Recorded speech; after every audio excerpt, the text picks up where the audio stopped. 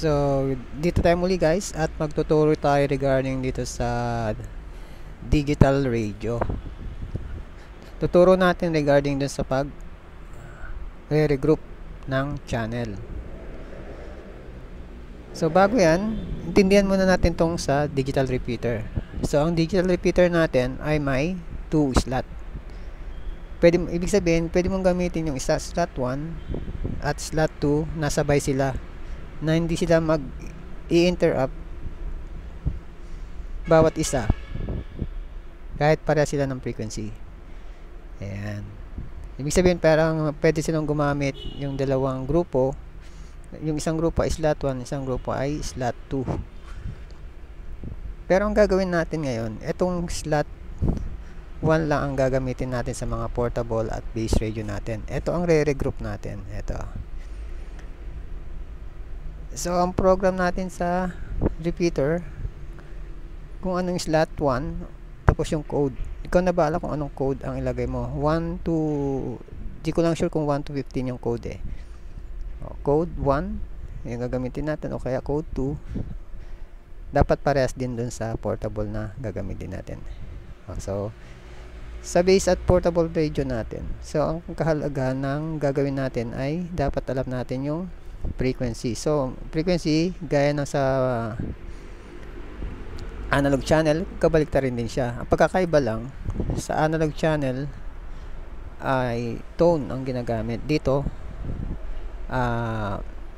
code or code contacts, contact number.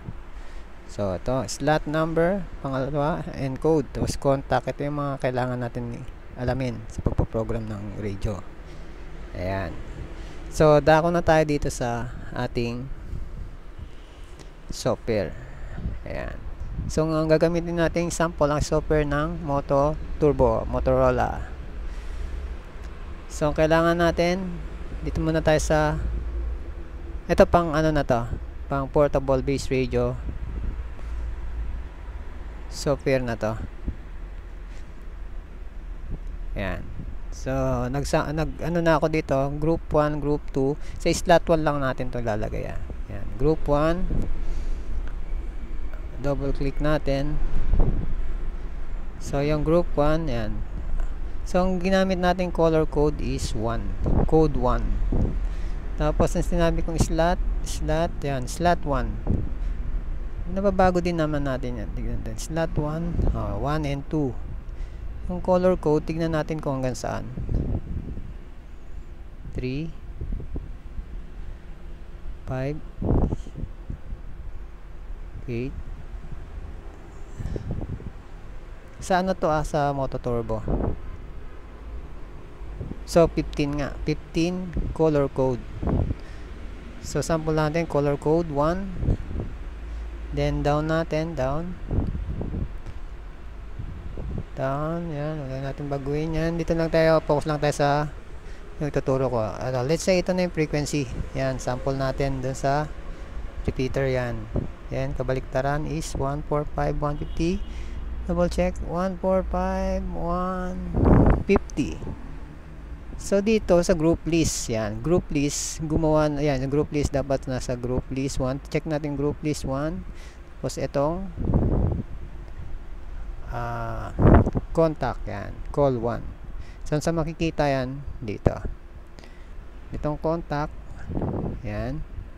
Ito yung call 1, yan yung contact kanina nakikita natin dito. Call 1. Call 1. Tignan nga natin, may code yan. Ginawa na natin yan. Yan, code. Ito yung mga babaguhin, yung call ID. Yan, lalagyan natin ng mga call ID. So, yung call ID, pag binago mo, nagre-range siya na 1 to haba. Pwedeng mahaba. Yan, Ikaw na bahala kung anong color ID ang gagamitin mo. Yan, call 1. Yan, digital code. Kung wala pa yan, kunwari dito, pindutin mo lang tong contact, then add ka lang, add, anong wala dyan? 9. Kunwari yan, mag-add ka, dito tayo sa digital. Tapos, pwedeng, yan, sa group kasing tinuturo ko, siyempre group call, pang group. Yan, pang group. So, itong caller ID. Ikaw na bahala maglagay dyan. Gusto mo 1,000. 1,000. 10,000. Yan. Sa 9 yan. Tapos, so, balik natin dito sa call 1. Siyempre, naglagay tayo ng 100. Tapos, dito sa RX group list, siyempre gagawa ka rin gaya nun. Yan, list 1. Kasi pag list 1, ayan, edit. Kasi nabago ko na. Siyempre yung call 1 lang. Kasi group 1 lang. Yan, group 1 lang. Natandaan, pag gusto mo lang isa lang yung namamonitor mo, sa call 1 ka lang. Kasi pag inad mo to, mga dadagdag natin mamaya, i-call 2, pwede niya ma-receive yung call 2, call 3 pag inad mo siya dito. So, yan. Tapos, balik ka lang din ulit dito sa zone.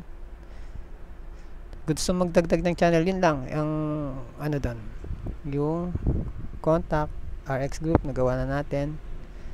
So, kung magdadagdag ka pa na ng ibang channel, na same yung frequency, ayan. Dito tayo sa group, tignan natin. Group 2, same din. Ano mo lang channel name, yan, group 2. Then color code, anong color code natin kaninang ginamit? 1. Diba sa repeater is 1, so 1 din natin. Then baba ka lang, same frequency, yan, same frequency ginamit natin. Ang pagkakaiba lang itong gagamitin natin, no? Tingnan, papansin nyo, RX group list 2 na siya, call 2. So, dito rin siya makikita. Siyempre, gagawin din nyo yun kung anong call. Bago nyo may ilagay yun dito, dapat gagawin nyo muna dito. Call 2. Yan. Ano yung call 2 natin? Ito yan. 200. Tapos sa list 2, dapat call 2. Yan. Call 2. Paano ba maglagay dyan? Click nyo lang to. Ayan, click mo lang. Kunwari, remove muna natin. Nandito kasi muna yan eh. Dito muna siya sa left side. Highlights lang natin. Click natin. Then, add. Yan. Kasi pag nag-add tayo ng call 1, mamamonitor natin yan sa channel 2. Yan. Kung gusto nyo ng privacy, as a group, call 2 lang. Isa lang. Yan. Ganun lang. Tapos, ito, sasample ko yung mga ginawa ko na. Click mo lang ito, yung mga ginawa ko na dyan. Yan.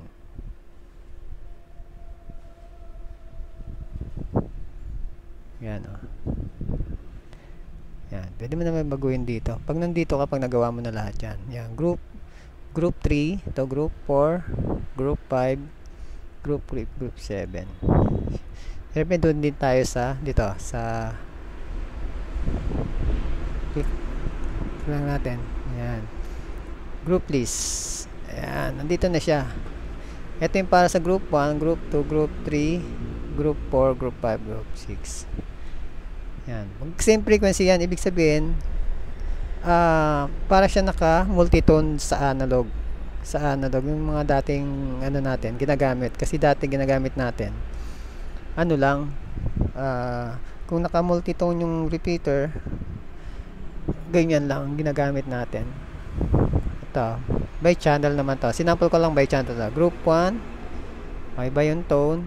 Group 2, iba yung tone. Group 3, iba yung tone. Group 4, ganun ang tone. Parang ginawa sa digital, mas complicated lang. Pero, same lang. Same lang yung kumbaga yung gamit. Ayan. Yung guys, kung may nakalimutan man akong banggitin na kung paano kung wala akong nasabi na gusto nyo malaman, comment lang po sa comment section para may turo ko sa inyo kung paano yung gagawin natin. So hanggang dito lang muna guys, at maraming salamat po muli sa panonood.